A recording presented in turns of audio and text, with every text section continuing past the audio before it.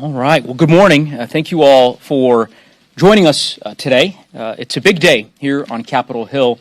As you all know, earlier this morning, Leader Jeffrey's bipartisan discharge petition to force a vote on a clean 3-year extension of the Enhanced Affordable Care Act tax credits reached 218 signatures.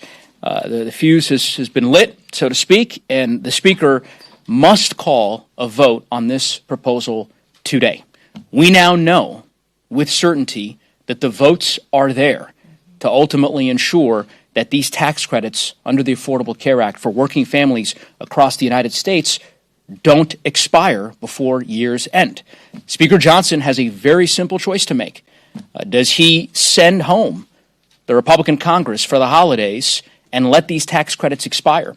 Or does he do the right thing now that House Democrats and 4 of his own members have signed a discharge petition compelling a vote that would otherwise not ripen until early January? I and my colleagues here will continue to make the case that the Speaker ought to do the latter. He ought to call that vote today. Let the chips fall where they may, and let us work together to ultimately secure health care for millions of Americans. With that, I want to yield to my distinguished colleagues here who have joined us, each of whom are really professionals in every sense of the word, many of whom have served as physicians and understand the real stakes when it comes to this particular debate around the Affordable Care Act. And there is no one, in my view, who understands those stakes more clearly than my colleague, the distinguished gentlewoman from Illinois, a former nurse, Congresswoman Lauren Underwood, who serves as one of the co-chairs of the Democratic Policy and Communications Committee. Thank you. Well, good morning, and thank you so much, Representative Neguse. Thank you all for joining us today. Today is one of my favorite days in Congress because today's a healthcare day. I'm so pleased to be able to be with you in such a critical moment. As you all know, I'm a registered nurse, and I'm joined by colleagues who, like myself, have made healthcare our life's work. We are just 15 days away from the expiration of life-changing, life-saving healthcare tax credits that have put affordable healthcare within reach for record-breaking numbers of American families. This healthcare crisis was created by this Republican majority through their own cruelty and neglect. In communities all over the country, working families are learning that their healthcare costs will rise to completely unaffordable levels. These are families who will be forced to make a choice between their mortgage payment or a doctor's visit, between taking a second or third job or spending more time at home with their kids. People will be sicker. They will not be able to see their providers. Families will be forced into bankruptcy, and our already strained healthcare system is about to be stretched even further. We are staring down a complete disaster, and I need everyone to understand that this is a choice. These incredibly popular tax credits come from my legislation, the Healthcare Affordability Act, and for months we have been calling on Republicans to make these savings permanent. But they chose to ignore the issue. They decided to ignore the pleas of our communities and working families around the country. And still, all year at every turn, we have offered solutions and a path forward for ending the crisis that they created. We fought ferociously to save healthcare for the American people. But we have some good news because we now have the signatures to force a vote on my bill to extend these tax credits for 3 years. This majority has waited far too long to address this issue, and some damage has already been done, right? Open enrollment has now ended. That deadline was on the 15th. But there's no reason to add to the uncertainty and the anxiety that the American people are facing. The Speaker of the House, Mike Johnson, has an opportunity to do the right thing today and call the vote. And certainly he should not be sending the Congress home without an opportunity to vote to extend these healthcare tax credits. We know the votes are there.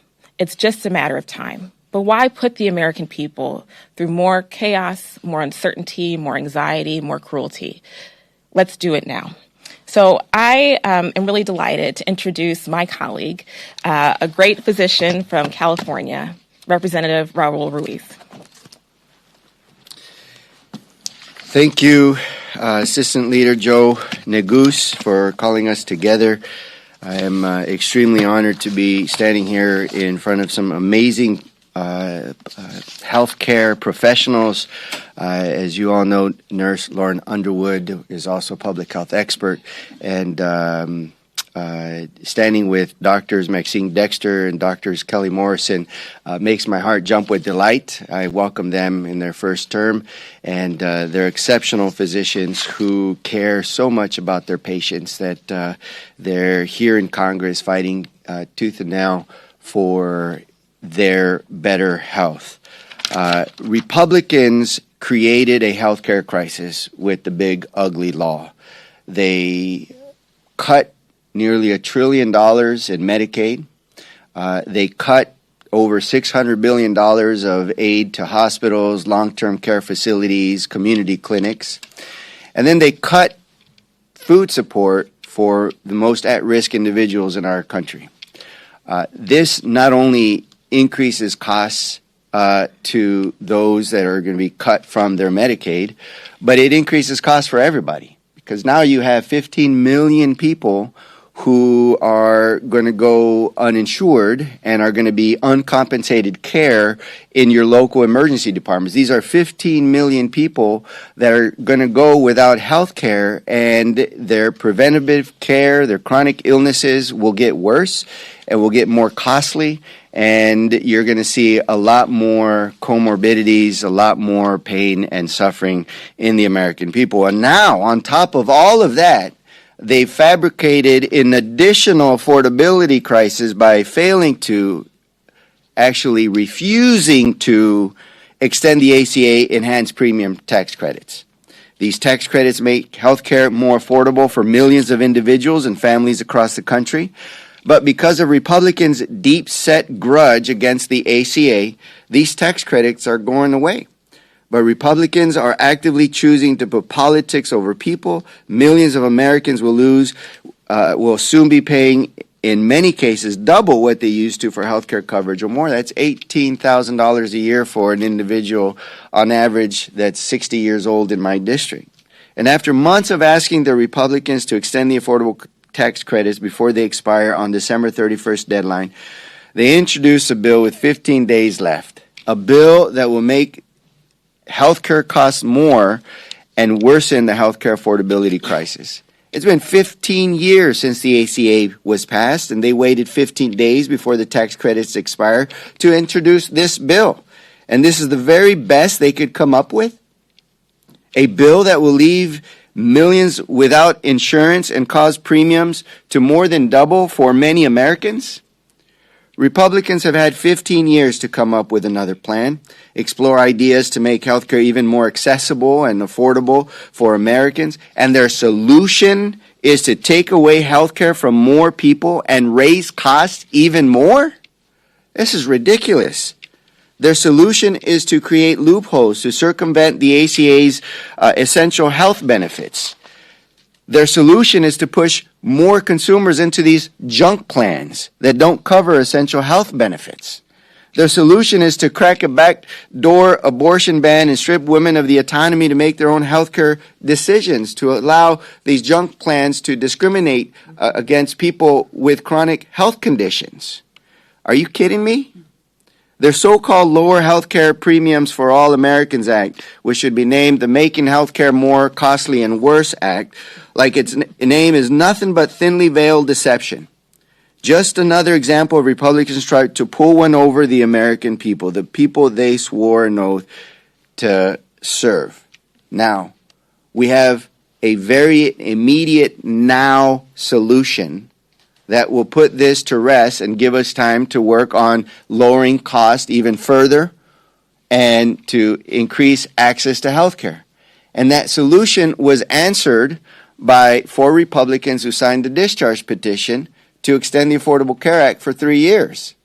It is now solely up to Speaker Mike Johnson, who has the decision and the authority to bring this bill up for a vote now and today, so that people don't have to pinch pennies before Christmas, so people don't have to go through the stress and anxiety during the holidays, so people don't have to suffer even more when they see their sticker shock with skyrocketing prices of their premiums. Today is the time for Speaker Johnson to bring this up for a vote. We have the amount of votes to pass this bill. Without a vote, the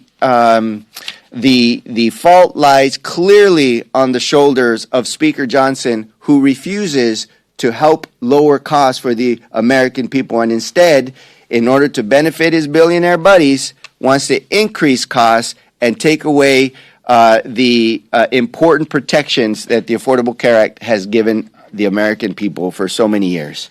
And with that, I want to invite Representative Dr. Maxine Dexter up to the podium.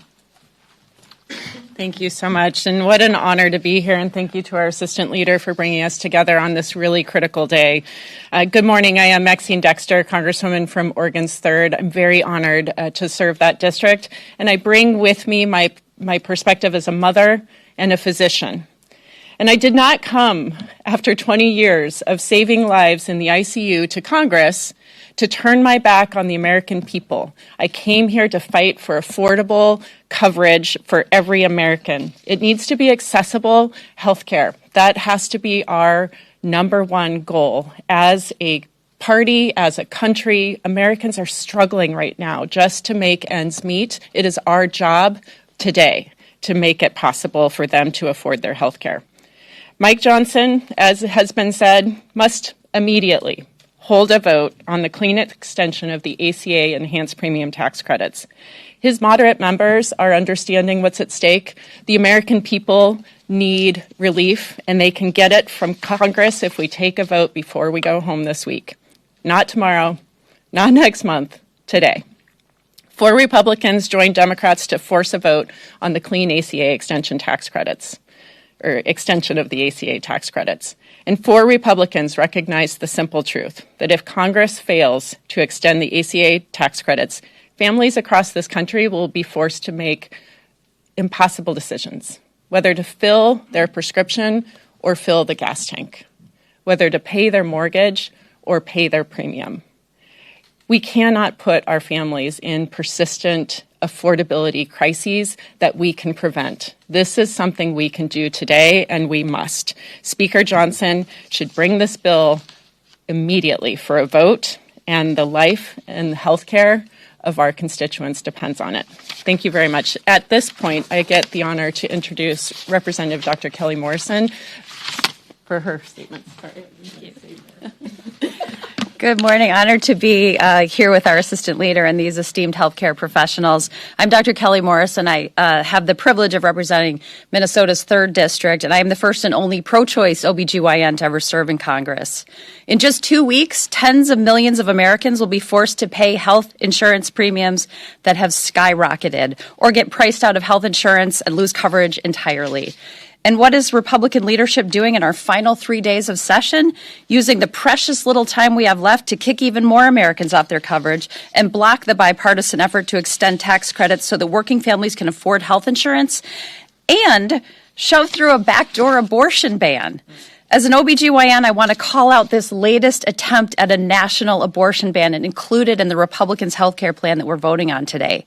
Their plan would force private insurance companies to drop abortion coverage. This means even more women, who live in states that where abortion health care is protected, would lose access to care. That they would double down on banning access to life-saving care at a time when we are already seeing the consequences of the abortion bans that have been enacted since the court overturned Roe versus Wade is particularly unconscionable. Abortion bans literally put people's lives in danger. I am so tired of having this conversation. It is not a joke. We are talking about people's lives.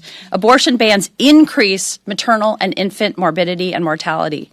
So this morning, I'm thinking about my patients and people across the country who, under the Republicans' proposed health care plan, would have less access to care, less affordable care, and more dangerous restrictions on women's health care. And on top of that, will suffer from Republican leadership refusing their access to any health care.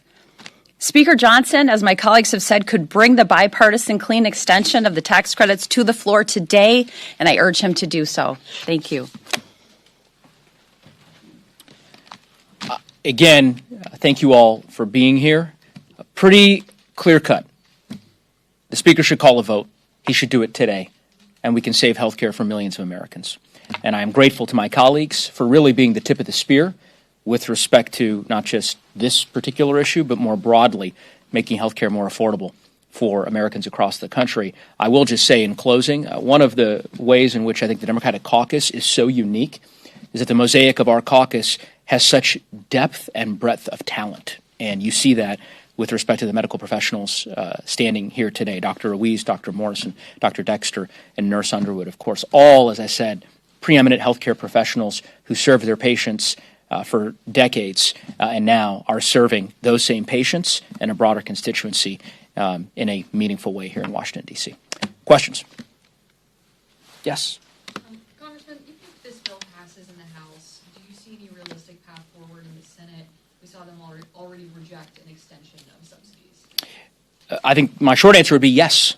I have no doubt that if and when this bill passes the House, Ms. Underwood's bill, which I believe will pass, that it will pass in the Senate as well. And the reason for that, I suppose, bold claim is fairly straightforward. Past is prologue around here. For 2 months, Republican members of Congress said that the 3-year extension of the ACA tax credits was a non-starter. They bemoaned it. They condemned it. They said that this is something that wasn't palatable to their conference. And we now are going to have an opportunity to vote on it. So, yes, while I understand there are Republican senators who voted against this 4 weeks ago, 5 weeks ago, or I said 3 weeks ago, yeah, exactly, precisely. Yeah, time is kind of blending around here.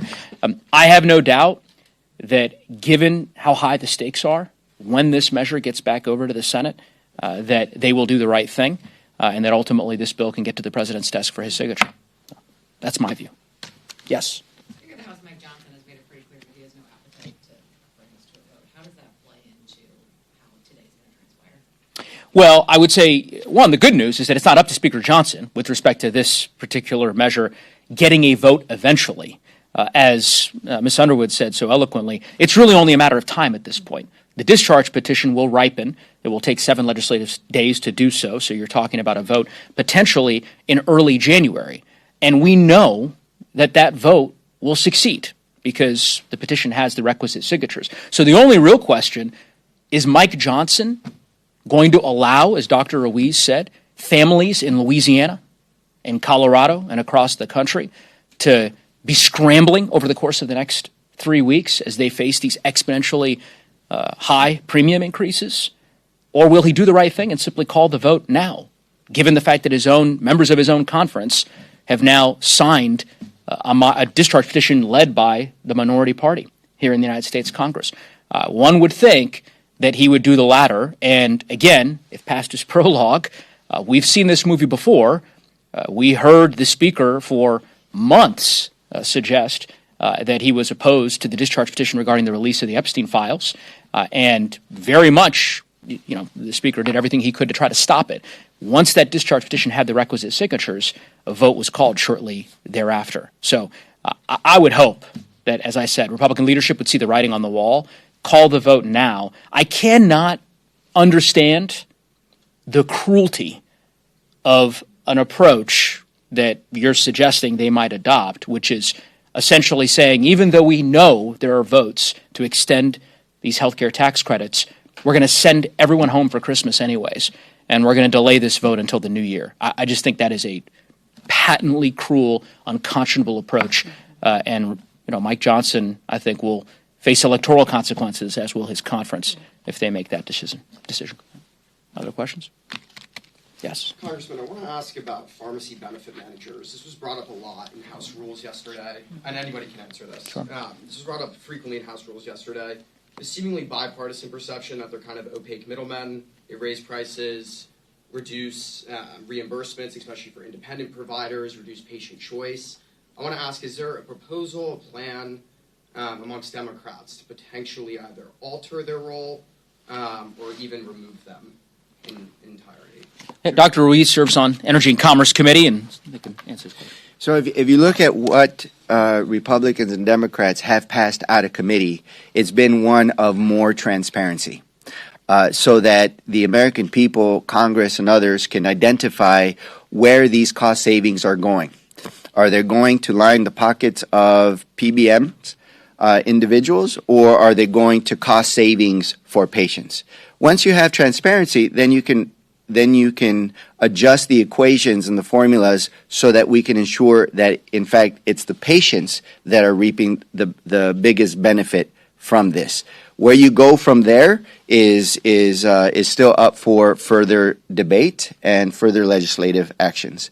In addition to that, we're in this scenario 2 days before we leave, where you have a discharge petition that passed, and you have a lousy bill that's actually going to raise costs and kick 1 million more people off of their health insurance on top of what the big ugly law already did. And during the government shutdown, this same speaker canceled work. It was work that we could have been working on in a bipartisan way to come up with a good bipartisan bill that would lower costs, expand access to health care. But instead, his stubborn insistence of not extending the Affordable Care Act tax credits is skyrocketing costs on top of the already disproportionate increase in premiums that the big ugly law has caused. So this crisis of affordability, this healthcare cost, is of Speaker Johnson and the Republicans making, and their way out, at least to prevent even further skyrocketing, is extending the Affordable Care Act tax credit. And the person that has that authority to make that decision to call on that vote now is Speaker Johnson. It's all on his shoulders. Questions? All right. Well, I will just simply conclude by saying, because I don't know that we spent a great deal of time talking about all of the ways in which the Republican health care bill, which we'll be voting on later today, would be destructive to the American healthcare system. And Dr. Ruiz and Ms. Underwood noted this, but just to be clear, according to the Congressional Budget Office, if this bill were to become law, 100,000 people in the United States would lose their health insurance. A million over 10 years. 1 million over 10 years. 100,000 in the first year. Right. This is their health care plan. This is the plan that they've spent apparently the last 15 years devising. They finally put forward an alternative to the Affordable Care Act. This is it. Junk plans and insurance premiums that would increase over time, and hundreds of thousands of Americans that would lose the health care access that they so vitally need. There is a better way. And the better way starts with a vote on this bill that Representative Underwood has proposed, that has now earned bipartisan support in the House of Representatives, and that we know can get to the finish line. We encourage, we implore Speaker Johnson to do the right thing, call the vote. Thank you. Thanks, Joe.